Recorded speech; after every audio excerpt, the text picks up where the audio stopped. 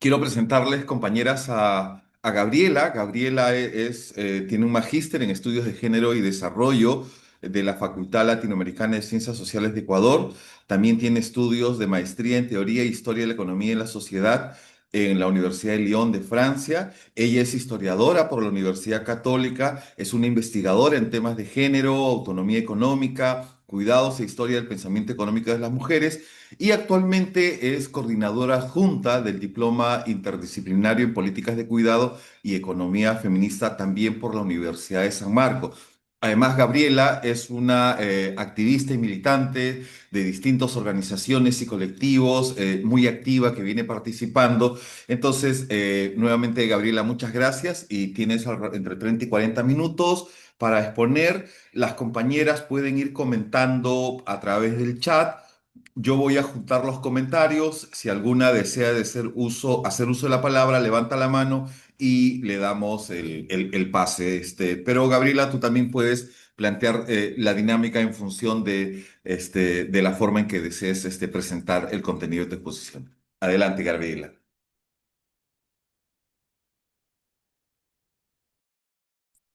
Perdón.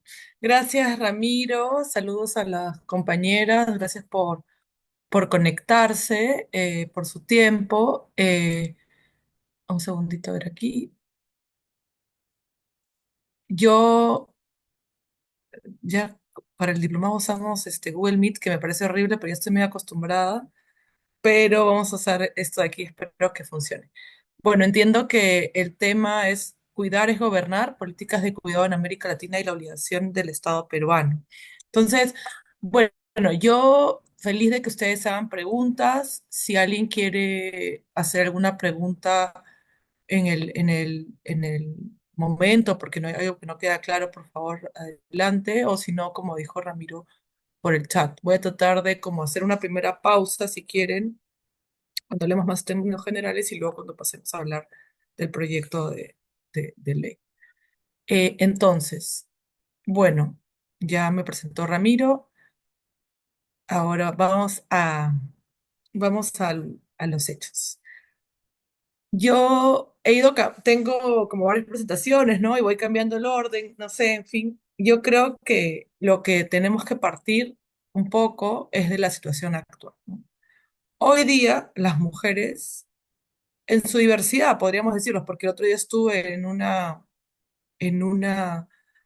mujeres en su identidad, mujeres en su diversidad o identidades femeninas, ¿no? Están sobrecargadas, ¿no? O sea, hay demasiado trabajo de diferente índole.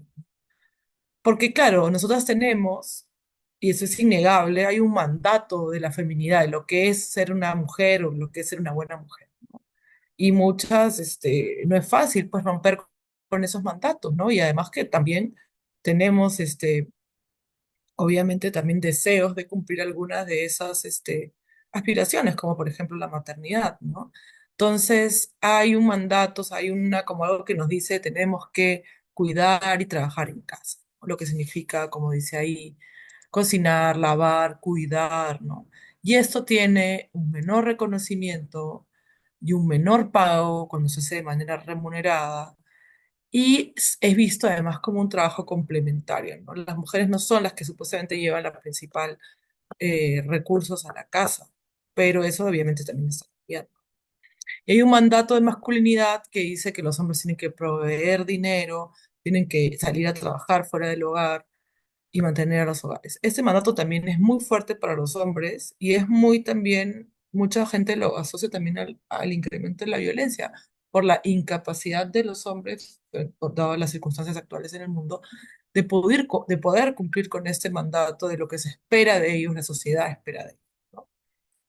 Entonces, ¿qué pasa? Eso es lo que llamamos la división sexual del trabajo, ¿no? Esta dicotomía, esta división así radical, mujeres a la casa, hombres al trabajo, mujeres al cuidado, hombres a la política, ¿no? Eso obviamente está cambiando, ¿no? Y las mujeres cada vez estudian más, trabajan más, pero los hombres no cuidan más, no cocinan más, no lavan más e incluso abandonan el hogar y las responsabilidades familiares, ¿no? Entonces, como decíamos, las mujeres y las identidades femeninas están sobrecargadas porque tienen que cuidar, buscar ingresos propios y además buscar una realización personal que puedes pasar por diferentes niveles, ¿no? Privado, o sea, del hogar, de la profesión, la educación, este, en fin, del deporte, las cosas que puedan querer hacer en su vida, ¿no? En general, las mujeres tenemos más aspiraciones que antes y eso está bien.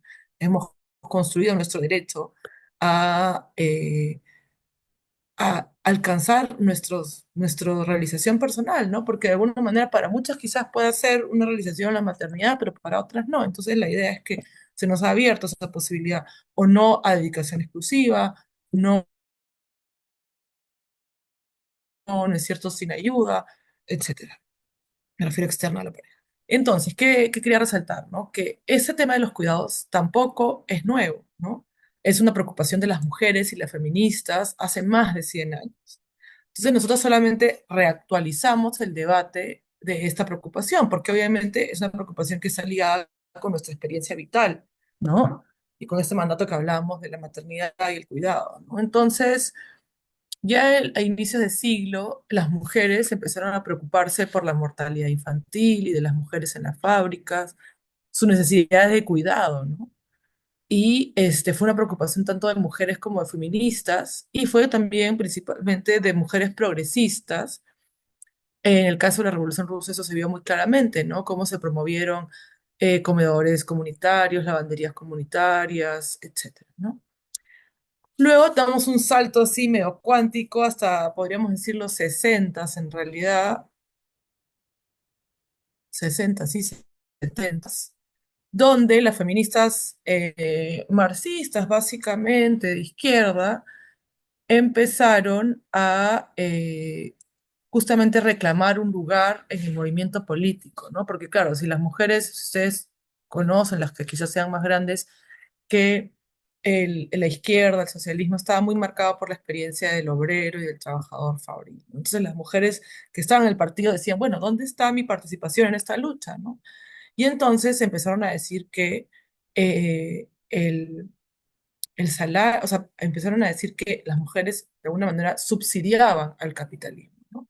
Porque gracias al trabajo que ellas realizaban en el hogar, a través de, obviamente, la limpieza, o sea, lavar la camisa, pantalón, darle la comida o mandarle la lonchera, cuidar a sus hijos, estaban subsidiando al capital.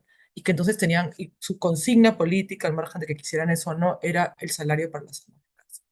Entonces, así ellas querían entrar al debate, digamos, revolucionario de la izquierda, en el sentido de que ellas también querían formar, no querían formar parte, o sea, visibilizaban una cosa que es real, que es que las mujeres subsidiamos el trabajo, el salario, parte del salario de nuestras parejas, en la medida que realicemos una serie de tareas en la casa que no son pagadas, ¿no?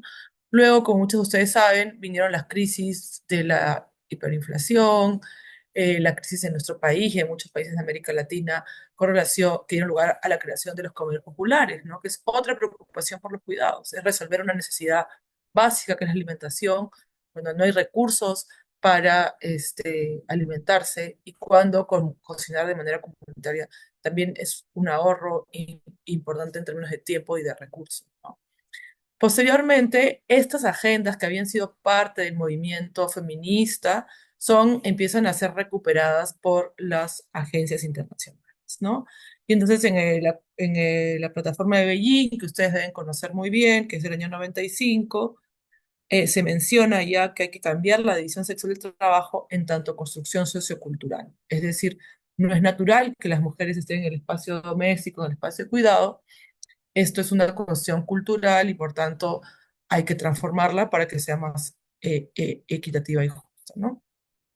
Luego vienen las reflexiones en Iberoamérica con relación ya propiamente el concepto de cuidado, ¿no es cierto? Porque antes hablábamos de trabajo doméstico, luego hemos empezado a hablar de cuidados propiamente dicho, y luego han empezado las políticas de cuidados en varios países de la región, siendo el pionero Uruguay, y la pandemia también fue digamos, un apoyo, ¿no? Para este debate, porque efectivamente la pandemia se visibilizó que cuando todo el mundo se quedó en casa, cuáles eran las tareas domésticas, las tareas de cuidado, que no eran poca cosa, y que mucha gente y los varones sobre todo no lo estaban viendo, ¿no? Entonces ahora ya desde antes, pero con mayor claridad de la pandemia, hablamos de una crisis de los cuidados, ¿no? Que vamos a ver qué se trata más adelante.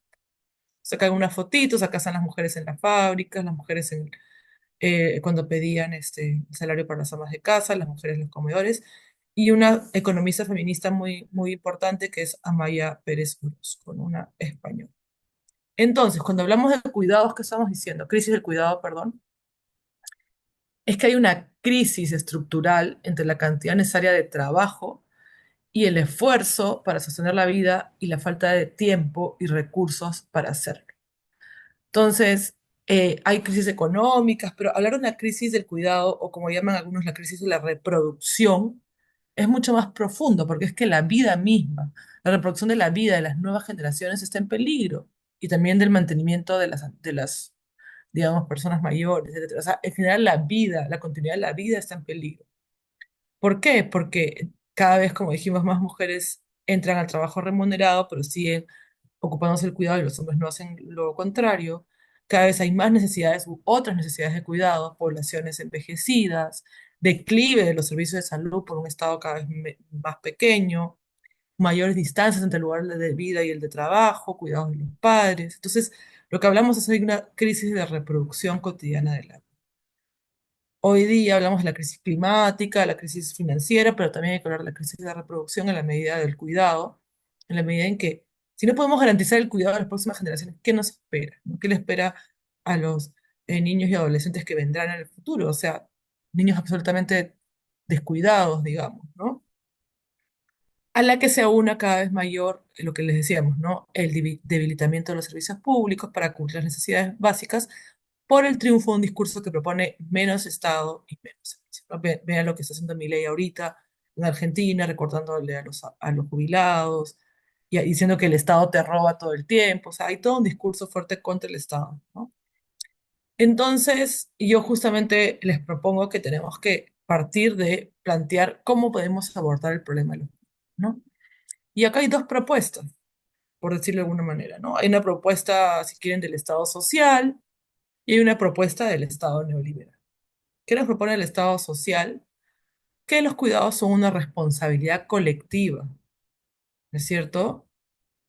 Y que se deben gestionar a través del Estado y la comunidad, y las familias, los hogares, el mercado, los cuatro pilares, digamos, ¿no?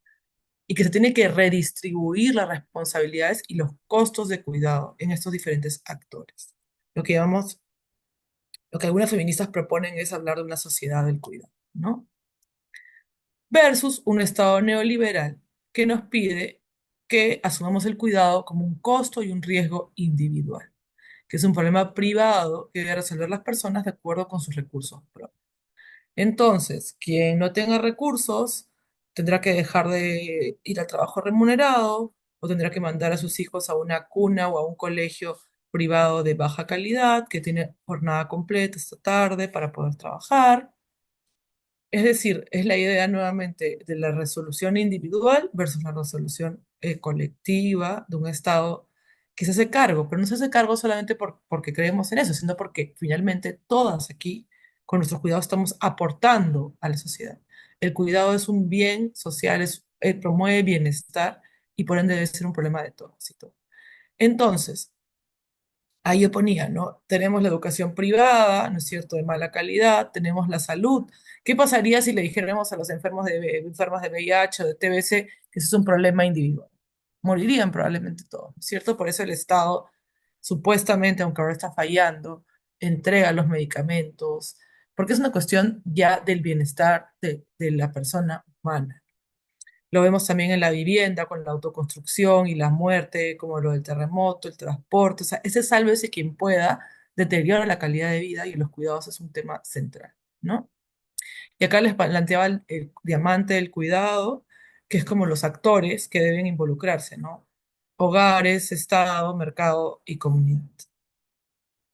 Aquí simplemente es una manera como, ahora lo voy a desarrollar más, como la agenda regional de género, que es la agenda que lleva la CEPAL, se ha ido poco a poco incorporando los temas de cuidado, ¿no? Primero se habló de la autonomía de las mujeres, ustedes lo deben haber escuchado, Lo habló la CEPAL y los ODS de los nudos estructurales de la desigualdad de género, y hoy estamos hablando de la sociedad de cuidado.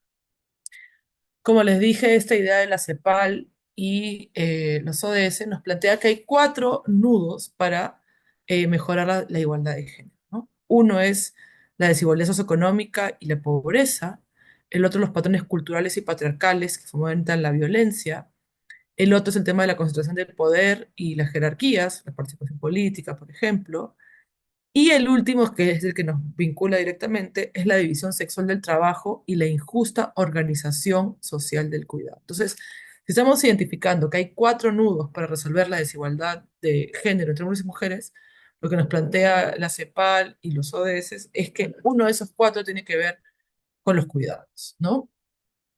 ¿Qué cosa es la organización social de los cuidados? Tenemos una organización social de los cuidados injusta porque se concentra en uno de los actores de este diamante que yo les decía, que son las familias y específicamente las mujeres de las familias y en algunos casos el cuidado comunitario, pero no está el Estado, no está el mercado, ¿no? O muy poco.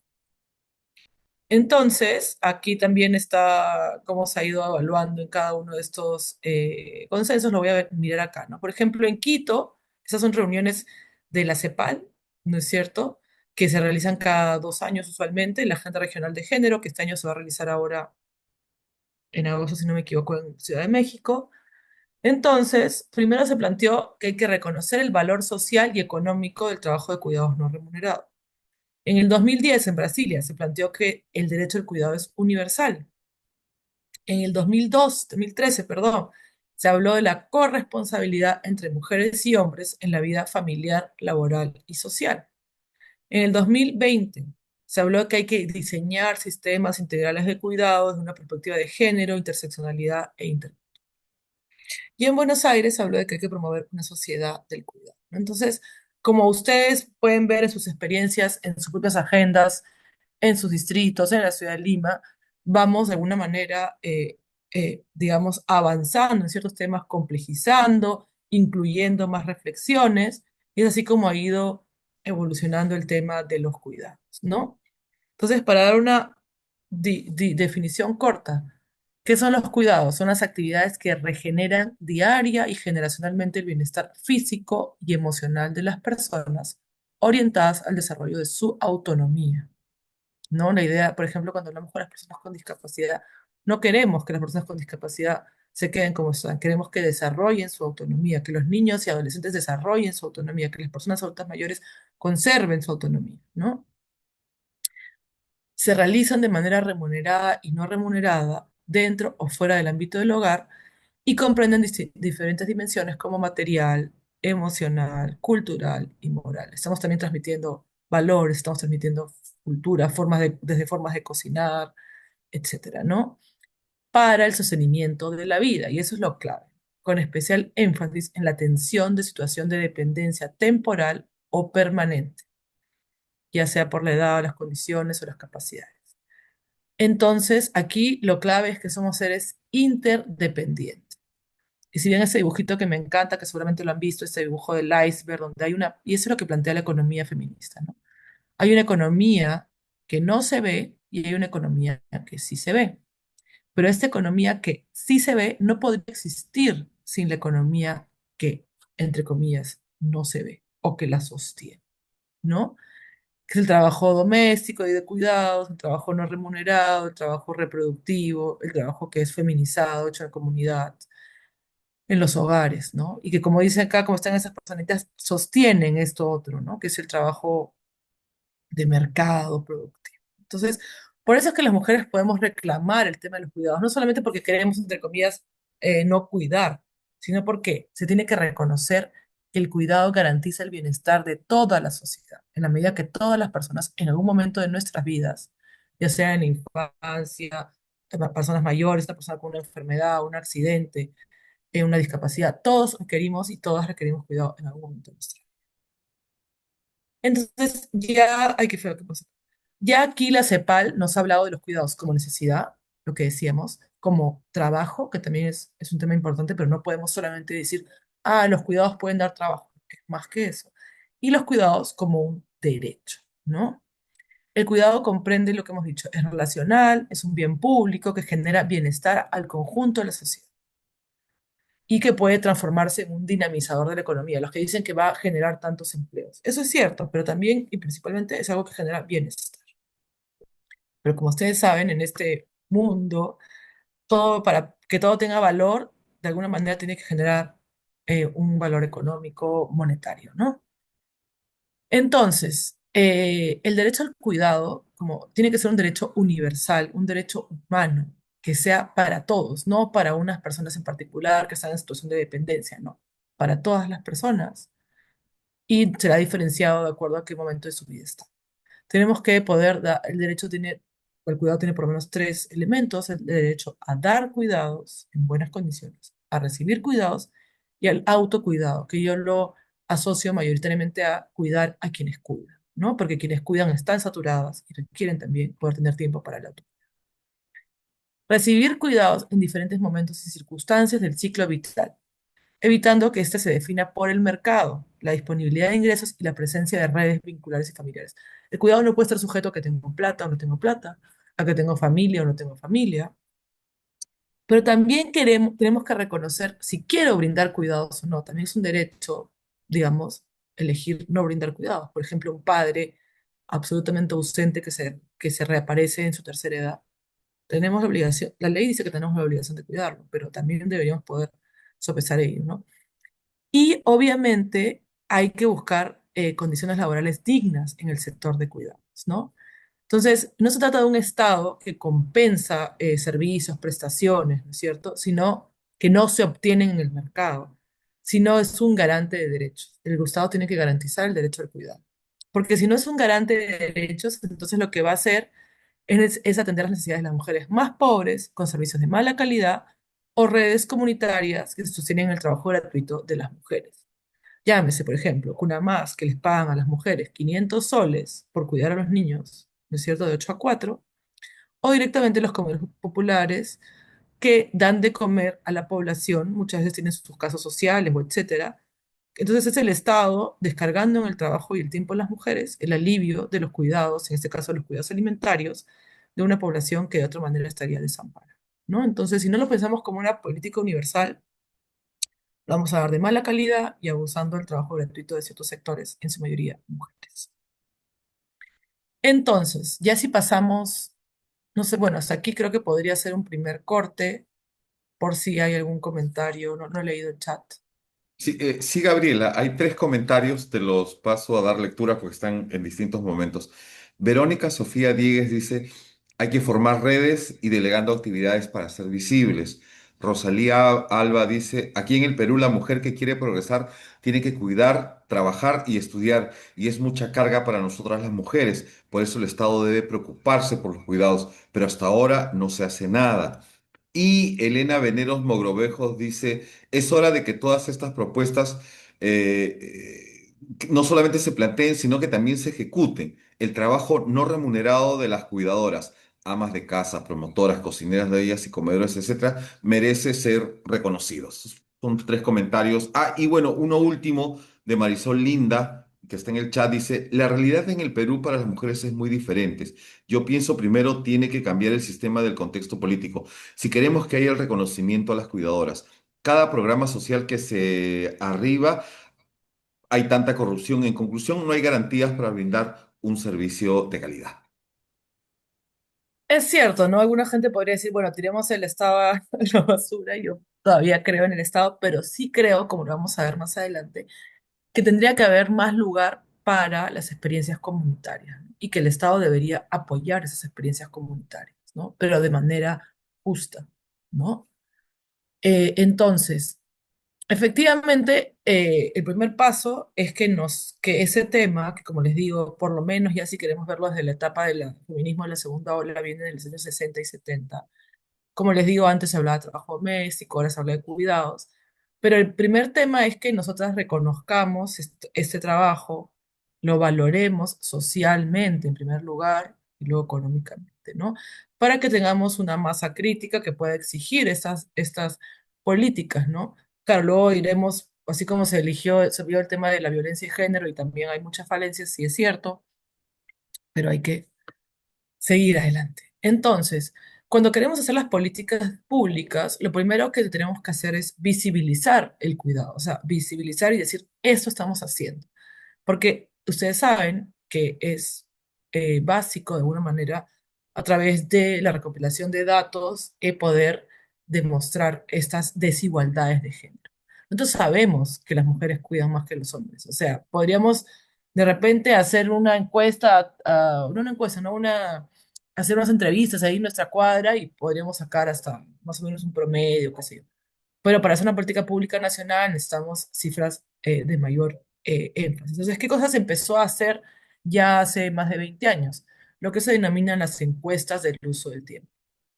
A través de esas encuestas del uso del tiempo, luego creamos lo que se llaman las cuentas satélites, que quieren decir, si todo esto se pagara, ¿cuánto significaría el PBI? En el caso de Perú y en la mayoría de la región de América Latina es alrededor del 20%. O sea, de cada 10 soles, si quieren 20 soles de lo que produce el país, si fuera remunerado, correspondería al sector cuidados, ¿no? Si fuera remunerado. ¿Y eso cómo lo hacen? A través de decir, por ejemplo, ya hay tantas horas de trabajo doméstico no remunerado. ¿Cuánto sería si eso se le paga el salario promedio de una trabajadora del hogar? O el salario promedio de hora de cocina, hora de lavandería, hora de cuidado. O incluso más, todavía aguerrido, ¿no? ¿Cuánto deja de ganar esa mujer por cuidar en vez de estar en el mercado de trabajo? ¿No? Ese es el costo de oportunidad. En fin, en Perú hacemos un mix entre los dos primeros y nos sale el 20%. Entonces, acá tenemos unas cifras para América Latina con relación a las encuestas. Acá está la de Perú de 2010 porque todavía no había salido el 2024. Ahora vamos a ver esta de aquí. Pero en principio, si vemos acá, las mujeres tienen 40 horas de trabajo no remunerado y los hombres tienen 16, ¿no? Entonces eso es lo que siempre hablamos de casi, que son casi 25 horas, ¿no? Y que en general las mujeres trabajan más si sumamos ambas cuestiones. Por ejemplo, ¿quién nos supera? Chile, 42 horas. México, 42 horas, con un total de 64 horas de trabajo, imagínense de la semana, ¿no? Es decir, cuando estamos hablando de jornadas de 48 horas, claro, lo que pasa, ¿cuál es la consecuencia de esto? Que entonces las mujeres trabajan menos horas en el mercado de trabajo. Estamos hablando de que trabajan medio tiempo en la mayoría de casos o incluso en Centroamérica, las mujeres llegan a trabajar 15 horas de manera remunerada, lo cual implica que sus ingresos van a ser bajos, ¿no es cierto? Y ya sabemos cuáles son las consecuencias también en términos de la negociación en el hogar y etcétera, con esos ingresos bajos, ¿no? Entonces, ¿cuáles son las políticas usualmente que podemos como que reclamar, ¿no? Y la mayoría de literatura, de documentos, las separa de la siguiente manera, ¿no? Políticas de tiempo para cuidar, que son, por ejemplo, las licencias de maternidad o paternidad, los permisos, las políticas de dinero para cuidar, que pueden ser, por ejemplo, bonos del cuidado, o podríamos decir, por ejemplo, el programa Juntos, ¿no es cierto?, que te da un dinero por una transferencia condicionada por llevar a tus hijos al colegio, los controles, etcétera. Los servicios de cuidado, que podría ser, por ejemplo, Cuna Más, y en general la infraestructura de cuidado, que puede ser hasta tener buen transporte, tener agua potable y desagüe en casa, tener obviamente buenos infraestructura de cuidado para un cuna más, una guardería adecuada, segura, etcétera, ¿no? Pero yo lo llevaría más hacia tener energía, o sea, ya sea gas, tener agua, electricidad, etcétera, todas cosas que nos ahorran tiempo para las tareas, ¿no? Eso entonces pueden ser servicios, como les decía, licencias, medidas de conciliación, bonos o transferencias y sistemas ¿no? Pero tenemos ahí cuál es el problema, que la mayoría de estos servicios o de políticas están focalizadas, no son universales. Por ejemplo, Cuna Más. La mayoría son públicas, pero también hay que definir si la familia, bueno, pero piden en el caso de públicas y privadas, porque finalmente, o comunitarias, ¿no? En un Cuna Más tienes que generar un comité de gestión, o sea, hay toda una burocracia que tiene que hacer la propia comunidad, ¿no? y obviamente no muchos garantizan el enfoque intercultural y territorial, ¿no? Es unos datos que ya me parece de más. Pero, por ejemplo, aquí está un poco lo que alguna gente, con lo que alguna gente quiere justificar el tema, que no me parece mal, pero me parece insuficiente, ¿no? Se estima que la inversión en servicios universales de cuidado infantil y de larga duración podría generar hasta 30 millones de empleos en América Latina para el 2035, ¿no? Entonces, es claro, es un dinamizador de la economía, puede generar empleos. Acá hay dos problemas. Uno, que la mayoría de las personas de ese empleo van a ser mujeres. Y dos, ¿qué calidad de empleo vamos a estar hablando? Porque si va a ser el empleo de Cunamás que te pagan 500 soles, es un empleo que no es decente, que no es un empleo que está aportando a la seguridad social, ni a la salud, etc. ¿No? Aquí les hacía un pequeño cuadro para que ustedes vean cómo ha sido en la mayoría de países el camino para aprobar estas políticas, ¿no? Por ejemplo, en los países donde se ha aprobado ya alguna política de sistema, primero se crean comisiones intersectoriales entre diferentes ministerios. Luego se desarrollan políticas o planes, en el caso de Uruguay, y luego se pueden desarrollar proyectos de ley. Nosotros elegimos el camino inverso, ¿no? Porque acá en este país creo que es ley manda, porque todo es un poco así. Pero no hemos hecho, por ejemplo, en el Perú una comisión intersectorial, ¿no? Que podría de alguna manera dinamizar. Hay una dentro de la PENIC, pero nunca se ha habilitado. Luego, en Argentina, por ejemplo, se hizo una mesa, no tienen política y su proyecto de ley está congelado en el Congreso a partir de que llegó mi ley. En Brasil tienen un grupo de trabajo y han aprobado una política. Y así en varios países, la mayoría de países tienen políticas, grupos de trabajo, intersectoriales. En el caso de México también tienen un proyecto de ley que está en el Senado. Se aprobó en los diputados, pero no se aprobó en el Senado. Y eso va a ser un nuevo reto para nosotros. En la medida que haya dos cámaras, o sea, va a ser más difícil la incidencia para la aprobación de proyectos. Y finalmente tenemos el caso, bueno, el caso de Bolivia, por ejemplo, está en el reconocimiento del trabajo no remunerado, está en su constitución.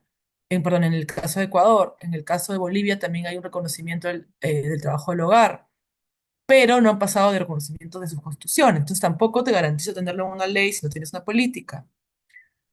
El Salvador de Bukele tiene política de cuidados, pero vamos a ver cómo se hace esa política, ¿no? Paraguay tiene un grupo y tiene un proyecto de ley pendiente, y en el caso del Perú no tiene un grupo interministerial solamente dentro del ministerio, no tiene política, tiene un proyecto de ley que fue archivado y ahora tiene un nuevo proyecto de ley que creo que no ha incluido en este cuadrito. Entonces, los avances en la región, como ustedes ven, podemos ver que hay países que están un poco más avanzados, donde podría estar Uruguay, Chile, Colombia, países que están en una situación intermedia, Argentina, Brasil, Costa Rica, México y República Dominicana, y países que están en una situación bastante inicial, ¿no? Donde ubicaríamos a nuestro país. ¿Qué nos dice eh, la CEPAL, ¿no? Con América Latina y el Caribe? Al menos 6 países han establecido sistemas nacionales de cuidado por ley. Otros se encuentran en el proceso de discusión. En términos de 23 países, perdón, acá dice, 6 países tienen sistema de cuidado, no 7. 7 tienen corresponsabilidad social y de cuidado. 15 tienen licencias de maternidad. 4 tienen licencias parentales remuneradas. 23 países de la región ya están teniendo encuestas de uso del tiempo y 5 de ellos, entre ellos el Perú, han calificado su encuesta perdón, su cuenta satélite que decíamos que era el 20% de los recursos, ¿no? Entonces, ya acaso voy a pasar al caso uruguayo. Como dijimos, por ejemplo, Uruguay, ¿cómo fue su camino? Primero hizo una encuesta del uso del tiempo. Después hizo mesas de diálogo con actores, sociedad civil, academia, Naciones Unidas. Después hizo una agenda, un seminario internacional y una agenda de las mujeres del 2009, donde se realizó la propuesta de ingreso y se hizo incidencia para que se ingrese en todos los planes de gobierno para ese proceso electoral. Entonces hubo una incidencia con los partidos políticos en un contexto preelectoral, que podría ser el nuestro. Y ahí estuvo el compromiso en uno de los partidos, el Frente Amplio de Mujica, ¿no? Entonces, cuando asume Mujica, que es un gobierno de izquierda, se crea la Comisión Interministerial sobre Cuidados para desarrollar una propuesta. Se generan debates territoriales, se crea una red pro cuidados, se hacen programas pilotos y recién en el 2015 se crea el proyecto de ley que crea el Sistema Nacional, ¿no? Fue incluido, más bien dicho, como una oferta de campaña del gobierno de Tabaré Vázquez, la incorporación de la creación del Sistema Nacional de Cuidados, ¿no? Entonces, si ustedes ven, es una vía más o menos larga, hay que hacer bastante incidencia y organizar, ¿no? Estos eran el esquema del sistema uruguayo. Ya no sé cuánto tiempo me queda, Ramiro, perdón, creo que ya me estoy pasando horrible. No, no, no. Eran la Tranquila, población. Gabriela. Tranquila. Sigue nomás, por favor. Ok, la población objetivo, que eran personas mayores, personas con discapacidad en situación de dependencia, infancias con énfasis en la primera infancia y personas que cuidan en forma remunerada. Y estaban los servicios, estaba la formación para las personas que cuidan, la regulación de los servicios, cómo deben ser los servicios, la comunicación, ¿no es cierto?, para un poco involucrar a los hombres, a las familias, a la sociedad, etcétera, y la gestión de la información y el conocimiento, porque si no sabemos dónde están las personas, cuántos son, es pues difícil diseñar políticas, ¿no? Y eso es del año 2015. El año 2024, Colombia ha hecho su propuesta de política de sistema de cuidados, ¿no? El cual recae en su recientemente creado, porque ellos no tenían Ministerio de la Igualdad y la Equidad, tenían una oficina que dependía de la presidencia. Y entonces, ¿qué cosa proponen ellos? Y lo hago para que comparemos, ¿no? Ellos creen, obviamente, igual que en el caso anterior, regulación de servicios, creación y regulación de servicios, un modelo de gobernanza y territorialización del Sistema Nacional de Cuidados. Por ejemplo, acá no hay ese énfasis, ¿no? Que es que tiene que tener un enfoque territorial diferenciado porque es un país, obviamente Colombia, mucho más diverso que Uruguay. Una transformación cultural para promover la corresponsabilidad social y de género. Por ejemplo, este concepto de corresponsabilidad social y de género es relativamente más reciente que cuando se creó lo de Uruguay. Entonces acá hablan de comunicación, pero es la misma idea de transformación cultural. Este concepto, por ejemplo, es muy interesante para Colombia. Alianzas público-populares para los cuidados comunitarios. Es decir, que el Estado, en alianza con las organizaciones del cuidado comunitario, pueda brindar servicios. Un sistema de información y difusión y gestión del conocimiento, el difusión del Sistema Nacional de Cuidados y mecanismos del financiamiento del Sistema Nacional de Cuidados. Acá, claro, acá están diferenciando la comunicación en dos temas, ¿no? La transformación cultural y la difusión del mismo sistema, que se dé a conocer a la sociedad, y obviamente garantizar su financiamiento. Entonces es interesante porque lo que vemos en Colombia, a diferencia de Uruguay, es el énfasis en el tema de la territorialidad y digamos, interculturalidad, porque ellos tienen todo un tema del componente étnico de los cuidados, el tema del cuidado comunitario, ¿no?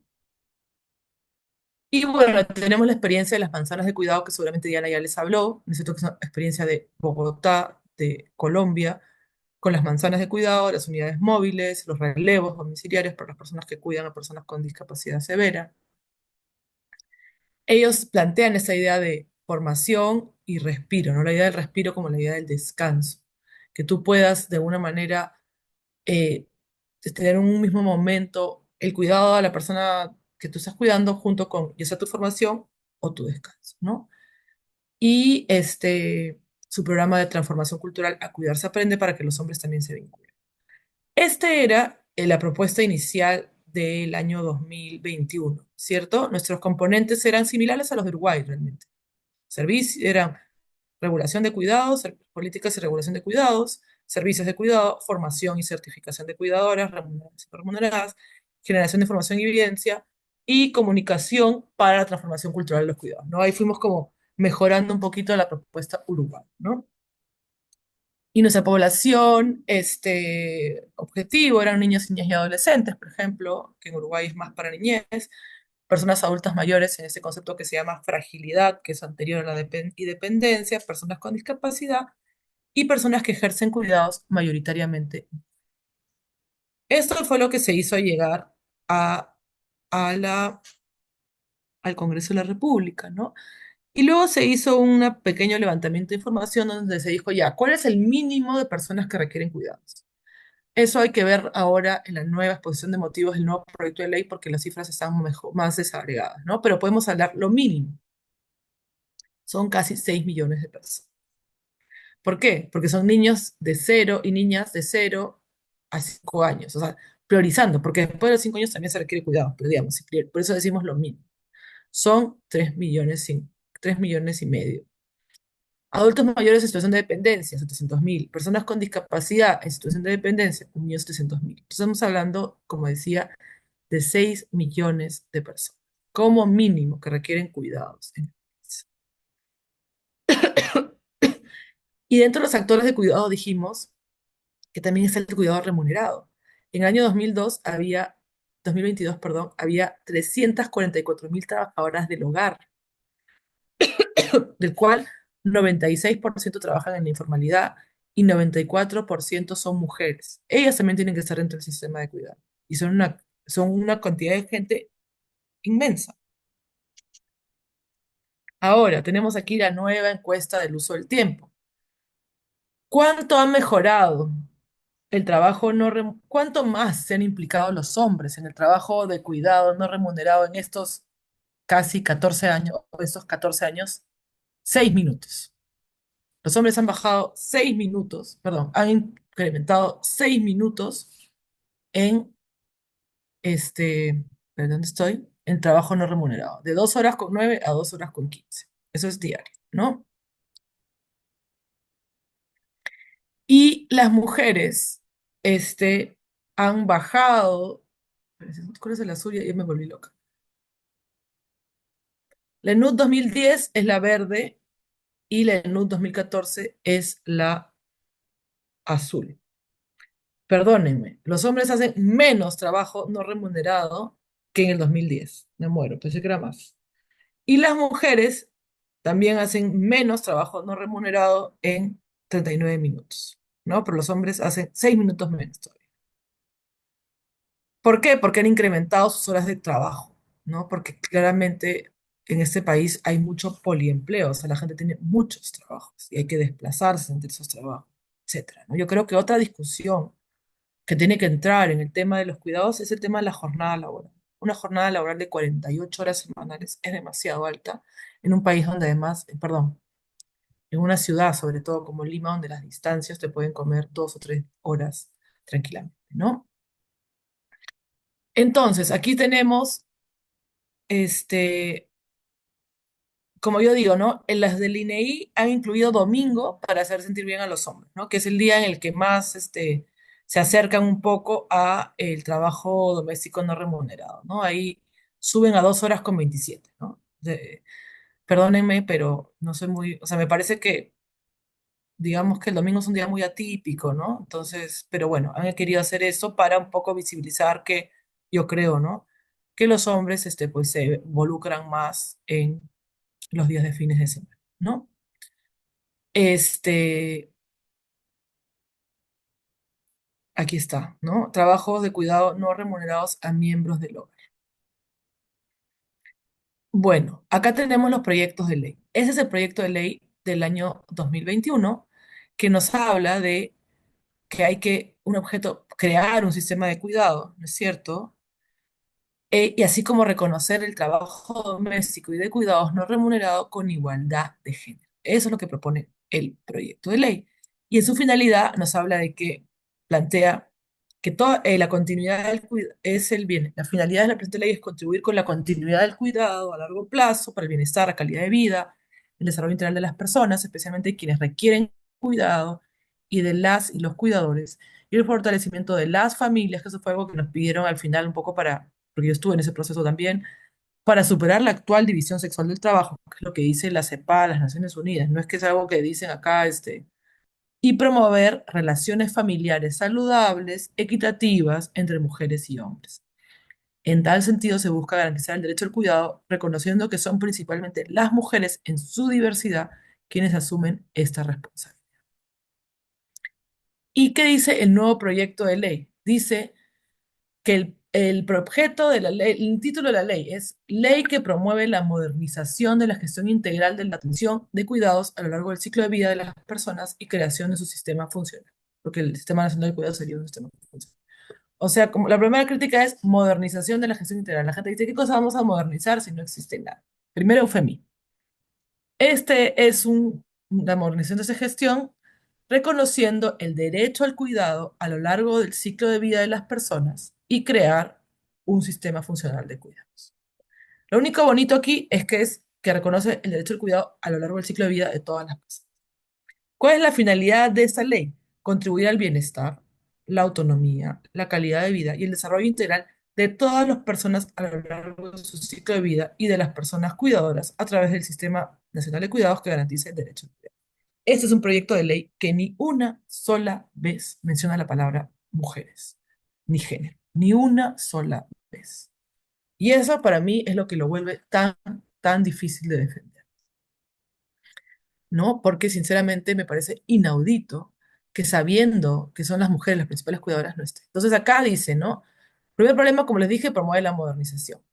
¿Qué cosa promovía el otro proyecto? Como dije yo, reconociendo que son principalmente las mujeres en su diversidad quienes asumen esta responsabilidad. O podríamos haber dicho, ¿no? Y yo ya de repente ya no, el tema de género, la diversidad, ya, pero podríamos haber puesto crear un sistema, podríamos haber puesto que sea asegurar su ejercicio en igualdad entre hombres y mujeres, que es lo que dice la ley de igualdad de oportunidades. O sea, podemos proponer la atención de cuidados y su ejercicio en igualdad entre hombres y mujeres es lo mínimo que creo yo que deberíamos exigir, y eso no está en este proyecto de ley. Luego, dice, el cuidado es un derecho humano que abarca el derecho a ser cuidado, cuidar y autocuidado, así como para promover la autonomía y bienestar de las personas cuidadoras en condiciones de igualdad y corresponsabilidad. ¿Qué debería haber dicho ahí? De acuerdo también al tema internacional, en corresponsabilidad social y de género. ¿Cuál es la corresponsabilidad social? La corresponsabilidad de los cuatro actores del diamante que habíamos hablado, ¿no? Estado, hogares, comunidad y perdón, Estado, privados, hogares y comunidad, ¿no? Tienen que participar todos esos actores. Y igualdad y corresponsabilidad de género entre los hombres y las mujeres al interior del hogar. Eso no dice, solamente dice igualdad y corresponsabilidad. Entonces uno tiene que interpretar que eso se refiere a género y todo eso. ¿Qué me parece interesante? Que dice que los titulares del derecho son todas las personas, en todo su ciclo de vida, priorizando a tal y tal.